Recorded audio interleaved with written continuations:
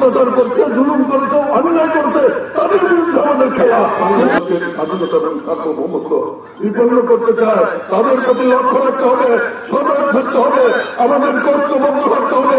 যে কোনো মূল্যের বিনিময়ে আমাদেরকে এক হয়ে কাজ করতে হবে, যাতে আর কোনোদিন কোনো ষড়যন্ত্র মাথা চড়া দিয়ে উঠতে পারে।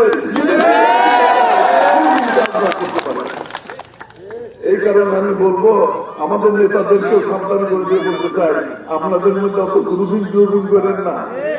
একজন বড় বড় নেতা হয়ে গেছেন, আর এক গ্রুপ এই গ্রুপ মাথায়, এগুলো আপনারা মানবেন না। আমরা একত্র না থাকলে বাংলার স্বাধীনতা থাকবে না, বাংলার সার্বভৌমত্ব থাকবে না, ৯৫ জনের মুসলমানের বিপন্ন হয়ে যাবে। তাদের আমাদেরকে ঐক্যবদ্ধ হতে হবে, শুধু রক্তের ভিত্তিতে দাঁড়াতে হবে, বাংলাদেশকে রক্ষা করা। তাই আপনাদেরকে অনুরোধ করতে চাই, বেগম জিয়ারের মৃত্যু দিবসে আপনাদেরকে অনুরোধ করতে চাই, যেহেতু দোয়া হবে, তারপরে আমি আমার বক্তব্য বাড়াতে চাই না। আসুন, আমাদের মধ্যে ছোটখাটো ভুল ত্রুটি থাকতে পারে, তাই না? এই মাঠে তো আরো মিটিং হচ্ছে, হয় না?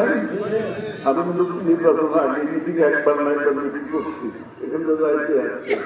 তো তখন তো মানুষের সংখ্যা ছিল কম, তাই না? এখন মানুষের সংখ্যা বেশি হয়েছে, ছাত্র যুবকদের সংখ্যা বেশি হয়েছে, ছাত্র যুবকদের আজকে বিপথে চলে গেছে। তাদেরকে ফিরিয়ে আনতে হবে না, তাদেরকে ভালো করতে হবে না, গুলি করে মারবেন, ভালো করতে হবে, তাদের কাজের সংস্থান করতে হবে, কর্মসংস্থান করতে হবে, ইনকামের পথ দেখাতে হবে। চাকরি যারা চাকরি করতে পারে তাদের চাকরির ব্যবস্থা করতে হবে, যারা বিদেশে যেতে চায় তাদের বিদেশে যাওয়ার ব্যবস্থা করতে হবে। তাই তো আমার দেশটা গড়ে উঠবে, নাকি ভাইয়ের আমার?